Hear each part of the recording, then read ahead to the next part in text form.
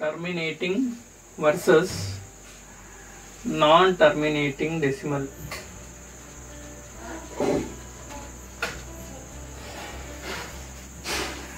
Terminating versus non-terminating decimal.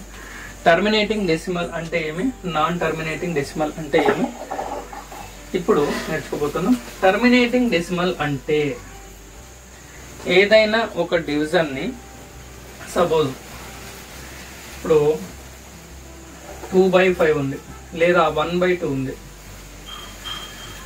ఇక్కడ 1/2లో 1/2 is exactly మనకు తెలుసు హాఫ్ 0.5 అని, 0.5. ఇంకా దీన్ని ఎట్లా సాల్వ్ చేస్తామంటే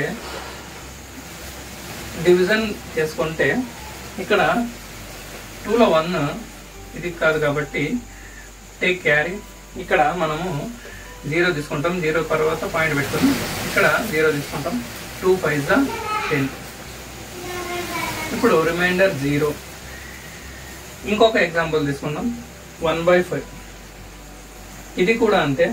1/5 కాకుండా ఇప్పుడు 1/5లో 5 డివైజర్ పార్ట్లో డినామినేటర్ పార్ట్ రాస్తున్నాం, డివిడెండ్ పార్ట్లో న్యూమరేటర్ రాస్తున్నాం. ఇక్కడ 5 టేబుల్లో 1 రాదు కాబట్టి 0 పాయింట్ పెట్టుకుని ఇక్కడ 0 తెచ్చుకుంటాం. 5 2 10. ఇక్కడ రిమైండర్ 0.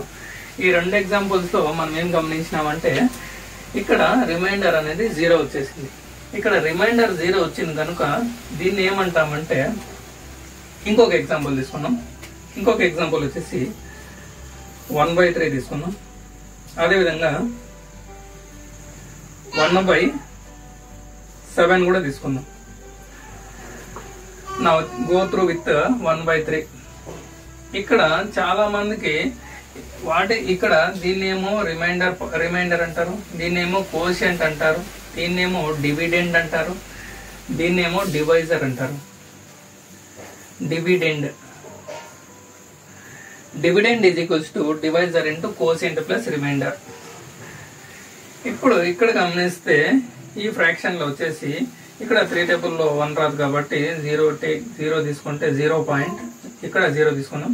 3 3 9, రిమైండర్ 1. అగైన్ ఇక్కడ మళ్ళీ 1 వచ్చింది కాబట్టి రిమైండర్, ఇక్కడ రిమైండర్ 0 రాలేదు, మళ్ళీ పాయింట్ ఉంది కాబట్టి 0 తీసుకుంటాం. 3 3 9, అగైన్ రిమైండర్ 1. ఇలా కంటిన్యూ అవుతానే ఉంటుంది అనమాట. And so on. ఇప్పుడు దీన్ని ఏం రాయచ్చు అంటే 0.333 అండ్ సో ఆన్. ఇంకా దీన్ని ఏం రాయచ్చు అంటే 0.3 బార్ అని రాయచ్చు. ఇక్కడ పీరియడ్ ఎంత అంటే పీరియడ్ ఈజ్ ఈక్వల్స్ టు 3 అవుతుంది. పీరియాడిసిటీ 1 అవుతుంది. పీరియడ్ అంటే ఇక్కడ బార్ కింద ఉన్నటువంటి డిజిట్ లేదా డిజిట్స్, దాన్ని పీరియడ్ అంటాము. అదేవిధంగా పీరియాడిసిటీ అంటే అక్కడ ఎన్ని నంబర్స్ రిపీట్ అవుతున్నాయంటే సింగిల్ డిజిట్ రిపీట్ అవుతుంది కాబట్టి పీరియాడిసిటీ 1. తెలుగులో ఏమంటామంటే అవధి, వ్యవధి అంటాం. ఇప్పుడు గమనించండి, ఇక్కడ ఈ రెండు ఇక్కడ ఒక ఎగ్జాంపుల్ రాసినాం. ఈ ఇంకో 1/7 కూడా రాస్తే ఏది వస్తుంది అంటే ఆన్సర్ 0.142857 బార్. ఈ 6 డిజిట్స్ కూడా బార్ వస్తుంది.